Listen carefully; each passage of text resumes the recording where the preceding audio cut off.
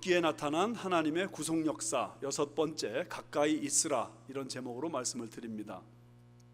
지난주에 제가 교회 사무실 제 방에 들어가는데 그 입구에 보니까 나리꽃 한 송이가 아주 이쁘게 폈어요. 그래서 너무 이뻐서 제가 그것을 사진을 찍고 물을 줬습니다. 모처럼 만에 물을 주고 들어갔는데 다음 날 보니까 이게 두 송이가 돼 있는 거예요. 너무 이쁘더라고요. 너무 고맙더라고요. 그래서 야, 물 한 번 줬다고 이렇게 금방 피냐? 한마디 하고는 싱긋 웃으면서 들어갔습니다. 그런데 그 다음 날 보니까 그 두 송이가 다 말라비틀어졌어요. 화무 11홍, 그런 말이 있죠. 꽃은 열흘을 넘기지 못한다. 어떤 꽃도 열흘 이상 피지 못한다. 그 말이 생각나면서 아니 그래도 열흘은 펴야 될 거 아니냐, 제가 그런 생각이 들었습니다. 그러면서 제 마음이 더 아픈 느낌이 든 것은 세월호 참사로 인해서 진짜 단 하루도 펴보지 못한 꽃과 같은 우리 청소년들이 너무나도 안타깝게 이 세상을 떠났다는 사실 때문이었습니다. 참 안타깝고 참 가슴 아프고 힘든 시간들 우리 모두가 지금 갖고 있습니다. 사실은 이런 때는 여러분 설교하기 너무 힘듭니다. 분명히 강단에 서긴 서야 되는데 할 말이 없습니다. 뭐라고 말하면 좋을지 잘 모르겠습니다. 그래서 아주 이 자리에 올라오는 게 너무 고통스러운 가운데서 이 자리에 올라왔다는 사실을 여러분 기억하시기 바랍니다. 그러나 그런 아픔과 어려움 가운데서도 우리가 한 가지 잊지 말 것은 이 아픔이, 이 고통이 결국은 우리를 더 강하게 만들 것이다 하는 사실입니다. 세상에는 이 아픔만큼 성숙해지는 사람들이 많습니다. 진주가 만들어지는 것은 그 모래알 때문이라고 그러잖아요. 고통 때문에, 상처 때문에 망하고 죽는 사람도 간혹 있기는 하지만 그 고통, 상처를 어떻게 맞이하느냐에 따라서 더 강해지는 사람이 더 많습니다. 뿐만 아닙니다. 그 고통, 상처 때문에 진짜 아름다운 삶을 사는 사람이 세상에 많습니다. 여러분, 이란의 어떤 아주 굉장히 웅장한 건물에 그 앞에 그 현관에 이 작은 조각난 거울들로 장식을 했답니다. 근데 그게 아주 세계적으로 유명한 작품이랍니다. 근데 그 장식이 특별히 저녁 황혼 노을에 비춰질 때는 그 찬란한 아름다움 이루 말할 수가 없다는 것입니다. 그런데 그 거울 조각 현관에 그 사연이 있습니다. 원래는 그 앞에 아주 깨끗한 거울, 큰 거울을 설치하려고 비싼 돈 들여서 유럽에서 구입을 해왔는데 운송 도중에 그 유리가 깨져버린 겁니다. 그래서 이 값비싼 유리 또 살 마음은 없고 이건 이제 끝났다 하고 포기하고 버리려고 그러는데 그 서식을 알게 된 어떤 예술가가 찾아왔습니다. 그 조각난 그 깨진 거울들 나에게 주면 내가 이 현관을 아름답게 만들겠습니다. 그 예술가에게 맡겼더니 진짜 그 조각난 거울을 가지고 너무너무 아름답게 만들어서 깨끗하고 큰 거울보다 훨씬 더 아름다운 작품이 되었다는 이야기입니다. 여러분, 우리 유리 화병이 깨지면 참 볼품없죠. 그래서 깨지면 대개는 다 갖다 버립니다. 그러나 깨진 그 유리 화병에 악교칠을 하잖아요. 그러면 깨지기 전보다 더 강하고 단단한 화병이 되는 거 아십니까? 우리 인생도 마찬가지입니다. 그런 일이 없으면 좋겠지만 그런 일들 통해서 우리가 다시 정신 차리게 되고 그런 일들 통해서 더 강해지게 되고 그래서 정말 아름다운 미래를 추구하는 그런 역사가 얼마든지 일어날 수 있습니다. 구약 성경에 보면 제사 드리는 방법 중에 소제라는 방법이 있습니다. 소제는 곡식으로 드리는 제사인데, 그 곡식으로 하나님 앞에 제사 지낼 때 원칙이 하나 있습니다. 그걸 빻아서 고운 가루로 만들어야 된다는 거예요. 고운 가루로 만들지 않으면 하나님 앞에 어떤 소제도 드리지 못했습니다. 아주 빻아서, 곱게 빻아서 다 부서지고 다 깨진 상태에서 하나님 앞에 제물로 드릴 때 그 제물을 받으신다는 것입니다. 그런 면에서 우리들도 깨질 때 아픔이 있죠. 상처가 있죠. 그것 때문에 고통스럽죠. 그러나 깨지는 그 과정을 통해서 하나님 영광 받으시고 하나님이 저와 여러분 사용하시는 줄 믿습니다. 오늘 룻기 이야기가 바로 그런 이야기라고 할 수 있습니다. 여러분 생각해 보세요. 룻은 사람 취급도 하지 않는 이방인입니다. 룻은 존재감 없는 여인입니다. 시아버지 돌아가셨죠. 그리고 남편 죽었죠. 아무런 능력 없는 시어머니 한 분, 오히려 그에게 부담과 짐밖에 되지 않는 그 시어머니와 같이 사는 이 여인, 자식도 없습니다. 거기다 빈털털입니다. 그야말로 부서질 만큼 다 부서졌습니다. 철저하게 망가지고 철저하게 깨졌습니다. 그게 룻 인생입니다. 그런데 하나님께서 역전의 명수셔서 그 깨지고 부서진 룻의 인생을 높이 들으시고 이전보다 더 강한 존재, 정말 아름다운 존재로 만드시는 이야기가 룻기 이야기입니다. 여러분 한번 생각해 보세요. 이 룻이 어떻게 하나님의 그 놀라운 은혜를 경험하게 됐는가? 이것을 우리가 정확하게 이 시간 붙잡아야 됩니다. 어떻게 하나님의 은혜를 그가 경험하게 됐는가? 룻기는 이렇게 말해요. 그의 시어머니를 그가 붙쫓았다. 붙잡고 아주 확실하게 꽉 잡아서 결코 그 어머니가 떠나가지 못하게 만들었다는 것입니다. 그 히브리어가 다바크라고 합니다. 다바크. 한번 따라해 보실래요? 다바크. 아니 큰 소리로 따라하시고 오늘은 이 단어를 꼭 기억하고 가셔야 돼요. 다바크. 다바크, 다바크. 붙쫓았다. 이 말이 무슨 뜻이냐? 달라붙었다 그런 말입니다. 딱 고정시켰단 말입니다. 바싹 따라붙었다 그런 말입니다. 사실 성경에 이렇게 강조해서 그 룻이 그 시어머니를 따라붙었다, 바짝 달라붙었다, 룻과 그 시어머니가 하나가 딱 됐다, 이런 표현이 성경에 그 외에 어디 또 나오는지 전 잘 모르겠어요. 룻이 이렇게 말해요. 어머니 가시는 곳에 내가 가겠습니다. 어머니 머무시는 곳에 내가 머물겠습니다. 어머니의 하나님이 나의 하나님이 되겠습니다. 어머니의 백성이 나의 백성이 되겠습니다. 어머니 죽으시는 곳에서 내가 죽겠습니다. 어머니를 만약에 내가 죽지 않는데 떠난다면 하나님이 내게 벌을 내리시고 더 내리시는 게 옳습니다. 이게 붙쫓는다는 의미입니다. 다바크. 룻이 어떻게 이렇게 놀라운 축복을 받게 되었는가? 다바크 했기 때문에. 다른 이유가 아무것도 없어요. 그냥 그 어머니를 그렇게 불쌍히 여기고 그 어머니를 사랑하고 그 어머니를 공양해야 되겠다, 그 생각 가지고 다바크 꽉 붙잡았는데 거기 대박이 터졌습니다. 그 어머니 붙잡는 그것이 곧 하나님 붙잡는 것이 되었고, 그에게 이방인이어서 여호와의 총회에 들어올 수도 없는 존재인데 그가 여호와의 총회에 들어올 뿐만 아니라 구원의 축복을 누립니다. 할렐루야. 그런 의미에서 사실은 우리의 구원은 우리의 행위나 어떤 우리의 노력이나 우리의 수고로 말미암는 게 아닙니다. 하나님이 일방적으로 우리에게 은혜 베풀어 주시는 것입니다. 그것을 에베소서 2장 8절 9절은 이렇게 말합니다. 너희는 그 은혜에 의하여 믿음으로 말미암아 구원을 받았으니 이것은 너희에게서 난 것이 아니요 하나님의 선물이라. 행위에서 난 것이 아니니 이는 누구든지 자랑하지 못하게 함이라. 행위에서 난 게 아니래요.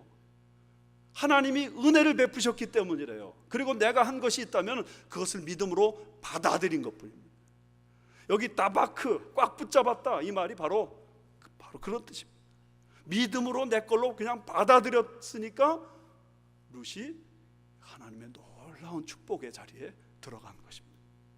근데 여러분 기억할 것이 있습니다. 하나님이 룻을 그저 간신히 구원만 시켜주신 것이 아닙니다. 간신히 지옥에서 천국으로 인도하시고, 간신히 마귀 자식에서 하나님의 자녀로 인도하시고, 간신히 천국에 들어가도록 이끌어주신 그게 아닙니다.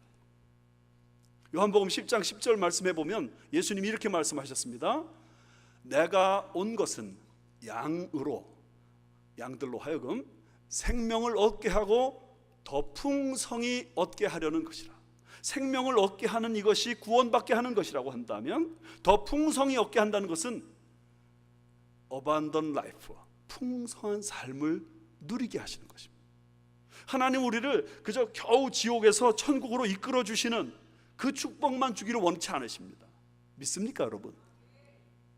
이쪽은 아멘 하는데 이쪽은 안 하는 이유는 뭡니까? 하나님 우리를 그저 겨우 지옥에서 천국으로 인도해 주시는 것이 우리의 목표가 아닙니다. 아멘. 오히려 하나님은 하나님의 백성 되게 하실 뿐만 아니라 하나님의 백성으로서 라이프를 누리게 하시기를 원하십니다. 어떻게 이런 축복이 그 룻에게 찾아왔을까? 이제 룻이 누리는 이 축복들을 제가 조금 이따 설명할 겁니다. 근데 이 축복들이 어떻게 그에게 찾아왔을까 하는 것이 오늘 설교 말씀의 핵심인데, 먼저 2장 21절 말씀 한번 같이 보시기 바랍니다. 모압 여인 룻이 이르되 그가 내게 또 이르기를 내 추수를 다 마치기까지 너는 내 소년들에게, 그 다음에 뭐요? 가까이 있으라 하더이다 하니. 보아스가 한 말입니다. 너는 추수 마칠 때까지 이 내 추수 밭에서 떠나지 말고 가까이 있어라. 그런데 이 가까이 있어라가 따바크예요. 딴 데 가지 말고 여기 계속 있어라. 지금 보아스가 그렇게 얘기하는 거예요. 그러니까 이 밭에서 지금 일할 수 있는 이 기회를 꽉 붙잡아라. 지금 보아스가 그렇게 말한 거예요. 근데 이 단어가 23절에 또 나와요. 보세요. 다 같이 읽읍시다. 이에 룻이 보아스의 소녀들에게 가까이 있어서 보리 추수와 밀 추수를 마치기까지 이삭을 주며 그의 시어머니와 함께 거주하니라. 보아스가 가까이 있어라, 떠나지 말아라, 이걸 꽉 붙잡아라, 다바크 해라 그랬더니 룻이 꽉 붙잡고 거기 다바크 한 겁니다. 보리 추수할 때도 다바크 했습니다. 한 2, 3주 후에 밀 추수하는데 그때도 또 다바크 한 것입니다. 꽉 붙잡은 것입니다. 떠나지 않은 것입니다. 그러니까 여러분 잘 생각해 보세요. 그가 어떻게 구원받게 되었는가? 하나님의 그 은혜를 믿음으로 다바크 꽉 붙잡았는데 그게 구원이 됐고, 할렐루야. 그런데 이제 그 풍성한 삶이 어떻게 이루어졌는가? 지금 보아스의 그 말을 다바크 꽉 붙잡은 것입니다. 그리고 그 밭을 떠나지 않은 것입니다. 그 밭에 머물러 있는 것입니다. 그 밭에 있는 것을 꽉 잡았단 말이에요. 꽉 잡았다. 이 꽉 잡은 것이 그럼 뭐냐? 오늘 설교 제목 그대로 가까이 있다 그런 말인데, 이 꽉 잡았다 이게 뭐냐 도대체? 그 주어진 기회에 그가 성실했다는 걸 말합니다. 주어진 기회에 페이스풀한 겁니다. 자기에게 찾아온 그 기회에 페이스풀하게 반응합니다. 그러므로 구원은 그냥 이루어지는 것이에요. 하지만 그 구원을 오늘 내가 누리면서 사는 삶은 내가 어떻게 사느냐에 따라서 결과가 달라질 수 있어요. 내가 그것을 성실하게 꽉 붙잡으면 내가 오늘 누리는 삶을 살아요. 그러나 그것을 내가 꽉 붙잡지 않고 느슨하게 붙잡거나 아니면 외면하고 있으면 그 구원의 축복이 나에게 누려지지 않는단 말이에요. 그런데 룻은 그런 면에서 꽉 붙잡았어요. 어떻게 꽉 붙잡았다고 말할 수 있느냐? 2장 7절 말씀 보세요. 같이 읽어요. 그의 말이 나로 베는 자를 따라 단 사이에서 이삭을 줍게 하소서 하였고 아침부터 와서는 잠시 집에서 쉰 외에 지금까지 계속하는 중이니이다. 룻이 밭에서 일하는 모습을 소년들이 지켜봤습니다. 그러면서 이렇게 말합니다. 이 룻이 일하게 해달라고 그러더니 아침에 잠깐 쉰 외에는 쉬지 않고 계속해서 일을 하더군요. 대단히 중요한 말씀입니다. 그런데 여기 성경 말씀 보면 저녁까지 쉬지 않고 계속 일한다는 표현들이 계속 나와요. 잠깐 쉬는 외에는 계속해서 일을 했다는 것입니다. 계속해서 일을 했어요. 여러분, 보아스를 만난 것은 룻에게 참 큰 축복입니다. 보아스의 밭에 와서 일하게 된 것도 큰 축복입니다. 그런데 그 보아스의 밭에 와서 일하게 된 것 참 큰 축복이고, 보아스를 만나고 정말 놀라운 축복인데, 그 축복을 딱 부여잡고는 이제 좋은 밭에 왔으니까 슬슬 일해도 되겠구나.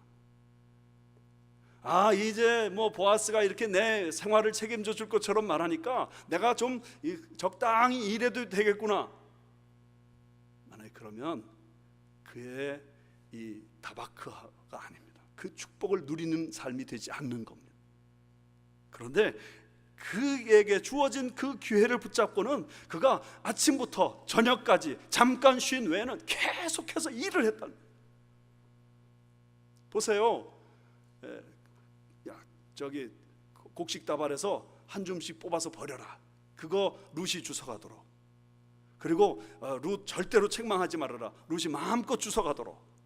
그렇게 말을 했는데, 막상 룻 자체가 그 밭에서 일을 하는데 적당히 일을 했거나 아니면 그냥 가만히 있다면 그가 받게 된 그 구원의 축복을 오늘 누리는 삶이 가능했겠냐 이 말이에요. 성공이 어려운 것입니다. 성공하는 사람을 존경하시기 바랍니다. 성공이 어려운 것입니다. 더 어려운 것은 그 성공을 유지하는 것입니다. 또 더 어려운 것이 있습니다. 성공의 기초에서 또 다른 성공을 만들어내는 것입니다. 그러면 어떤 사람은 성공도 못하는데 또 어떤 사람은 성공하고 성공을 유지하고 또 다른 성공을 만들어냅니다. 무슨 차이가 있는 겁니까? 성품의 차이가 있는 겁니다. 성실함으로 내 성공을 관리하면 내가 성공이 유지됩니다. 그 성실함에 더 성실하면 또 다른 성공을 만듭니다. 그러나 내가 구원받았고 내가 하나님 사랑 받는다는 거 알지만 내가 성공을 위해서 성실하게 노력하지 않으면 천국 들어간다 하더라도 그야말로 개털 모자 쓰고 들어가는 꼴이 된다니까요. 천국은 그렇게 풍성한 나라고 그렇게 축복이 넘치는 나라라고 하는데, 천국에 막상 들어가는 나 자신은 너무 천국은 들어갈지 모르지만 빈곤한 마음으로 이 땅에서의 삶을 고달프고 힘들게 살 수밖에 없다니까요. 그러므로 하나님이 내게 주신 그 은혜, 그 축복, 그 구원에 감사하면서 내가 성실로서 페이스풀하게 반응할 때, 다바크할 때, 가까이 있을 때, 꽉 붙잡을 때, 그것이 내게 진정한 축복을 주는 줄 믿습니다. 그렇다면 여러분, 여기서 다바크 한다는 거, 꽉 붙잡는다는 거, 성실한다는 거, 이게 도대체 뭐예요? 몇 가지 얘기할 수 있는데, 첫 번째는 작은 일에 충실하는 거예요. 작은 일에 충실한 거. 룻은 지금 이삭 줍는 일을 하찮게 여기지 않았습니다. 사실 이삭 줍는 일은 참 하찮은 일입니다. 이스라엘 전체 백성 중에서 가장 가난한 사람들이 하는 일입니다. 가장 계층이 낮은 사람이 하는 일이 이삭 줍는 일입니다. 생각해 보세요. 남이 흘리고 간 벼 이삭 몇 개 줍는 일이 뭐가 대단하겠어요? 그러나 그 일을 탓하지 않고 그 일에 성실하니까, 그 일에 꽉 붙잡고 그 일을 꽉 붙잡고 최선 다하니까 거기서 열매가 나타난 겁니다. 세월호의 실패는 작은 일에 소홀히 했기 때문이라고 말할 수 있습니다. 안전검사, 배 사고 한 번도 나지 않았는데 그까짓 걸 뭘 그렇게 집요하게 매달려 소홀히 해. 사람 100사람 타나 200사람 타나 그 무게가 얼마나 되겠어. 그냥 적당히 실어. 손님 많이 받고 돈 더 많이 내게 하면 그게 수입이지. 아이고, 배가 얼마나 무게가 큰 배고 큰 대단한 배인데 그 짐 조금 더 실른다고 무슨 문제가 되겠어. 작은 부분 소홀히 했기 때문에 이 엄청난 비극을 경험하는 겁니다. 저는요, 중국에서도 살고 한국에서도 살고 미국에서도 사는데 후진국의 특성은 뭐냐면 디테일에 약하다는 거예요. 큰 거는 다 있어요. 자동차 다 있어요. 뭐 다 있어요. 그런데 선진국의 자동차하고 후진국의 자동차는 확실히 달라요.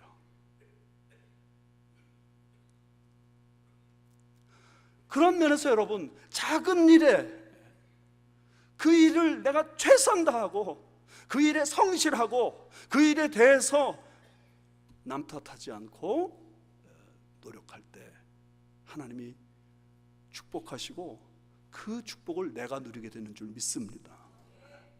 생각해 보세요. 우리 교회 안에서 교육자가 사역을 할 때 작은 일을 소홀히 한다고 생각해 보세요. 그러면 교인들이 여기저기서 불평이 나올 겁니다. 그러나 작은 일에 성실하고 정말 한 사람 한 사람을 예수님 섬기듯이 섬겨줄 때 심령들이 회복되고 교회를 사랑하게 되고 부흥이 일어날 줄 믿습니다. 그러므로 여러분, 작은 일에 충성하세요.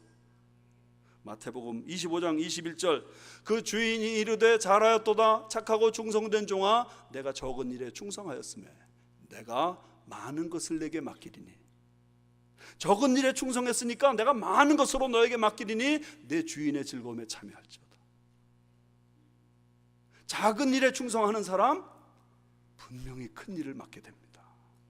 그걸 꽉 잡는 것이라고 말하는 겁니다. 두 번째, 또 한 가지 꽉 잡는 건 뭐냐면 가장 중요한 일을 변함없이 계속하는 겁니다. 여러분의 생애에 제일 중요한 게 뭐예요? 한번 그 문제를 결판 내셔야 돼요. 내 생애에 제일 중요한 게 뭔가, 그거 결판 내야 돼. 하나님은 오늘 말씀하세요. 너의 마음과 뜻과 목숨을 다해 주 너의 하나님을 사랑하라. 하나님 둘째 되기 원치 않으세요. 그러면서 하나님이 내 중심입니다 하고 그 중심을 꽉 붙잡고 그 믿음으로 계속 전진 또 전진할 때 하나님께서 그 인생 책임져 주시는 것입니다. 룻이 지금 그랬어요. 시어머니를 사랑하고 시어머니 섬기는 것을 그는 절대 가치로 생각했어요. 시어머니의 하나님이 내 하나님이 돼야 된다고 생각했어요. 그래서 그 시어머니를 위해서 내가 무슨 일이 있어도 열심히 일을 해야 되겠다 매달렸어요. 그랬더니 그에게 성공이란 열매가 나타난 것입니다. 다니엘이라는 사람이 가장 중요하게 생각한 것은 하나님과의 관계였습니다. 그는 하나님과의 관계가 가장 소중하다. 그래서 하나님과의 관계를 막는 것은 어떤 것도 내가 용납하지 않겠다. 그런 가치관을 가지고 있었습니다. 그러니까 하나님이 제일 소중하니까 기도에 목숨을 거는 겁니다. 날마다 아침마다 창문을 예루살렘을 향해 열어놓고 열심히 기도하는 사람인 것입니다. 그랬더니 원수들이 그 다니엘의 약점을 잡아서 다니엘을 모함합니다. 30일 동안 왕 외에 다른 신에게 절하는 사람은 전부 다 사자굴에 집어넣읍시다. 임금님 여기 도장 찍으세요. 임금님이 어리석게 도장을 꽉 찍고 말았습니다. 그런데 다니엘은 도장이 꽉 찍힌 것을 알고서도 예루살렘을 향하여 창문을 열고 그가 전에 행하던 대로 하루에 3번씩 무릎을 꿇고 기도하며 그 하나님께 감사하였더라. 그 일을 멈추지 않은 겁니다. 계속한 것입니다. 그러니까 그 결과 그가 사자굴에 떨어지게 됩니다. 그런데 사자굴에 떨어질 그때 다리오 왕이 그에게 다니엘서 6장 16절에 이렇게 말하는 것을 한번 보세요. 다 같이 읽어요. 시작. 이에 왕이 명령하며 다니엘을 끌어다가 사자굴에 던져 넣는지라.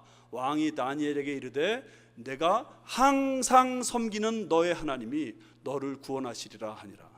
내가 항상 섬기는 너의 하나님, 변치 않고 섬기되 항상 섬기는 너의 하나님이 너를 구원하리라. 그런데 놀랍게 그 말대로 항상 섬기는 다니엘의 하나님이 다니엘을 구원해내십니다. 할렐루야. 여러분, 그런 면에서 여러분이 가장 소중한 가치가 무엇인지를 결정하셔야 됩니다. 그리고 그 가장 소중한 가치가 진짜 하나님이라면 하나님 꽉 붙잡고 이것만큼은 놓지 않고 이것만큼은 최선 다하고 이것만큼은 내 목숨을 걸어야 된다. 이럴 때 어반던 라이프, 풍성한 삶의 축복이 임하는 줄 믿습니다. 왜 그런지 아십니까? 하나님이 이렇게 성실하신 분이시고 하나님이 꽉 붙잡으시는 분이시기 때문에 그래요. 여기 호세아서 6장 3절 말씀 한번 보세요. 호세아서 6장 3절 다 같이 시작. 그러므로 우리가 여호와를 알자, 힘써 여호와를 알자. 그의 나타나심은 새벽빛같이 어김없나니 비와 같이 땅을 적시는 늦은 비와 같이 우리에게 임하시리라 하니라. 하나님은 새벽에 태양이 떠오르는 것과 똑같이 한 번도 예외 없이 어김없이 옛날 성경의 표현에 의하면 일정하게 우리에게 나타나십니다. 어떻게 나타나시느냐? 우리가 하나님께 돌아가면 하나님은 우리가 어떤 죄악 가운데서 하나님 앞에 나오든 우리에게 나와주십니다. 아무리 죄가 많은 사람도 하나님 제가 잘못했어요, 제가 정말 뉘우쳐요, 저 돌아갈게요. 그러는 순간 하나님은 어김없이 일정하게 우리에게 나타나셔요. 사랑하는 여러분, 하나님은 충동적으로 일하시는 분이 아니십니다. 성실하게 일하시는 분이십니다. 충동적인 사람들하고 일 같이 하니까 너무 힘들어요. 이 공이 어디로 튈지 알 수가 있어야죠. 잘해줘도 잘해준다고 화를 내고 못해주면 못해준다고 화를 내고 공이 어디로 튈지 알 수가 없어요. 하나님은 일정하십니다. 하나님은 어김없으신 분이십니다. 그러므로 그 하나님께 내가 돌아가면, 그리고 그 하나님 꽉 붙잡고 있으면 하나님 나 버리지 않았어요. 우리 교우들은 잘 아는데요, 제가 좌우명으로 삼고 있는 말, 박목월 시의 전체 내용입니다. 글자가 8글자밖에 안 되는 시예요. 비가 오나 눈이 오나. 시 전체 비가 오나 눈이 오나. 제가 강화문 중앙우체국 앞 사거리에 커다란 비석에 이 글자가 써 있어요. 비가 오나 눈이 오나. 그거 보는 순간 저건 내 좌우명이다, 저건 내 좌우명이야. 내 인생을 앞으로 내가 부족하지만 저렇게 살아야 되겠다. 비가 오나 눈이 오나.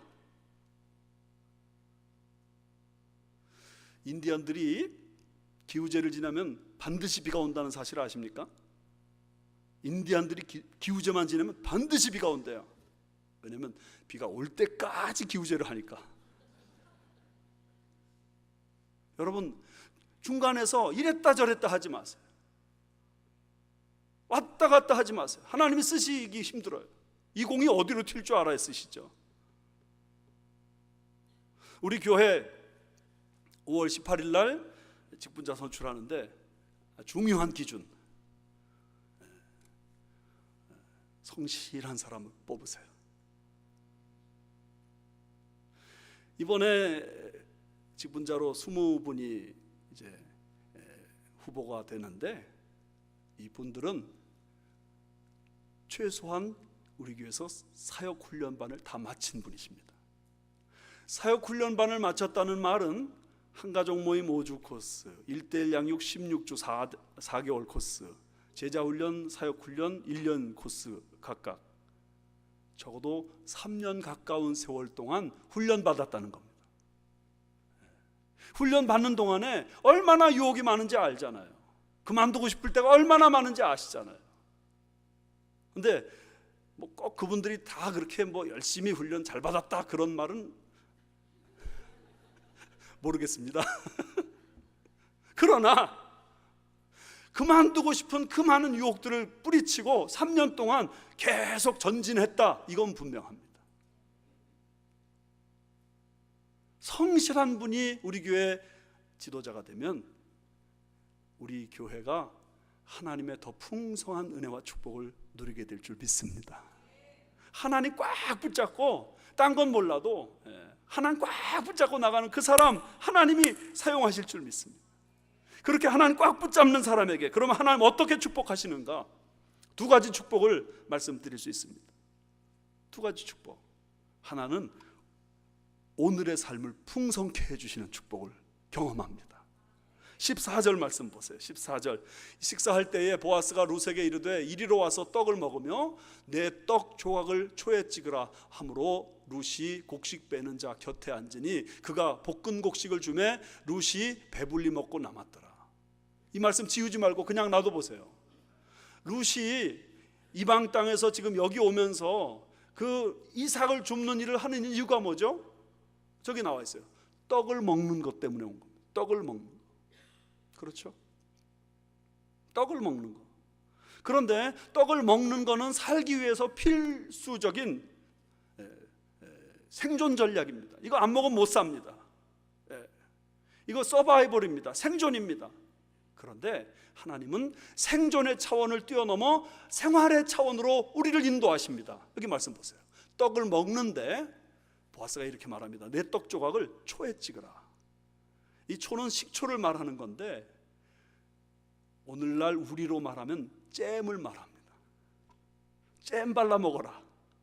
떡을 그냥 먹는 거는 배고파서 할 수 없이 먹는 거예요. 그러나 잼 발라 먹는 것은 인생을 즐기는 거예요.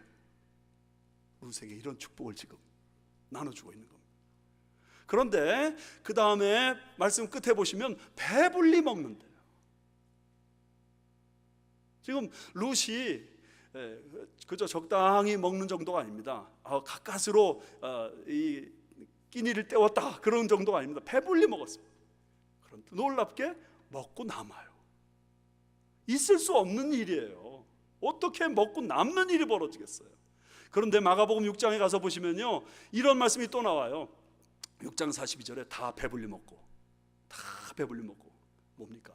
오병이어 기적을 일으키시니까 5,000명이 먹고 12광주리가 남는데, 여기 축복된 말씀을 한번 생각해 보세요. 다 배불리 먹고, 다 배고픈 사람들입니다. 다 허기진 사람들입니다. 오늘 끼니를 못 먹으면 그냥 밤에 쫄쫄 굶으면서 굶고 잘 수밖에 없는 그런 인생들입니다. 그런데 예수님이 그들을 불쌍히 여기시고 기적을 일으키시니까 다 배불리 먹는 역사가 나타납니다. 그런데 그 다음에 더 놀라운 건 12광주리가 또 남아요. 하나님의 이 여유 있는 축복, 여러분 어떻게 생각하십니까? 그 축복을 지금 룻이 받고 있는 겁니다. 오늘 내 삶이 이렇게 부요해졌습니다. 영적으로 부요해졌습니다. 하나님의 은혜 안에서 하니까 이렇게 배불리 먹고 남는 인생이 됐습니다. 할렐루야.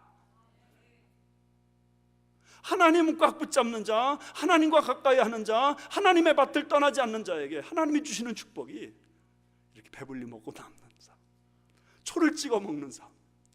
할렐루야. 그런데 계속해서 사실은 보아스가 축복의 말을 쏟아냅니다. 이제 이 룻이 곡식을 거두러 다닐 때 소년들에게 말합니다. 저 여자 건드리지 말아라. 귀찮게 하지 말아라. 그리고 곡식 다발에서 자꾸 뽑아서 집어내 던져라. 많이 줍도록. 그래서 여기 17절 말씀 보면 그렇게 돼 있어요. 저녁에 그 거둔 것을 모아보니까 한 에바쯤 되었더라. 한 에바는 10호멜입니다. 1호멜은 한 사람이 하루치의 양식입니다. 그러니까 한 에바쯤 됐다는 얘기는 지금 룻 혼자서 열흘치 양식을 추수했다, 그런 말이 돼요. 얼마나 놀라운 얘기입니까? 두 번째, 하나님이 또한 이 룻에게 어떤 축복을 주시는가? 미래를 풍성하게 해주십니다. 미래를 풍성하게 해주세요. 여기 20절 말씀을 한번 보시죠. 같이 읽어요.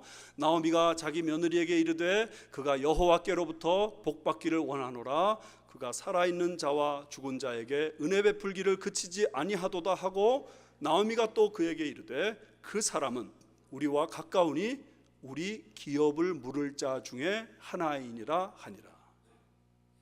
여기 기업을 물을 자라는 말이 나오는데, 저는 이제 룻기 안에서 이 기업을 물으는 이 사건을 가지고 여러분들에게 앞으로 또 말씀을 드릴 것입니다. 그래서 이 말씀을 제가 자세하게 설명하기는 원치 않고, 다만 이거는 알아두세요. 나오미는 남편 죽었고 아들들이 죽었기 때문에 대가 끊어진 집안입니다. 그 대를 이어주는 사람, 그 대를 다시 회복시켜주는 사람, 가문을 다시 일으켜줄 사람, 이 사람이 기업을 무르는 사람입니다. 그러니까 룻이 지금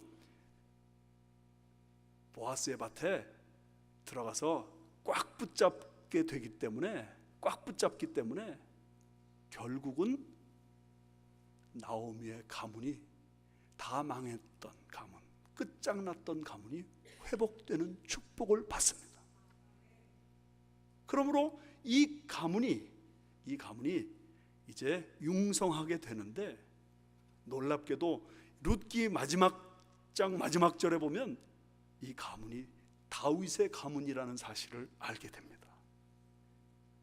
하나님을 꽉 붙잡았더니 하나님께서 구원의 축복을 주실 뿐만 아니라 오늘의 축복뿐만 아니라 미래를 열어주는 축복을 주십니다. 이게 룻이 받은 축복입니다. 하나님은 시시한 분이 아니시기 때문에 시시하지 않으신 하나님을 붙잡고 나가는 이에게 시시한 인생 살지 않게 해 주실 줄 믿습니다. 여러분, 다바크를 붙잡으세요. 가까이 있으라. 어디 멀리 가지 말라. 신앙생활 붙잡으세요.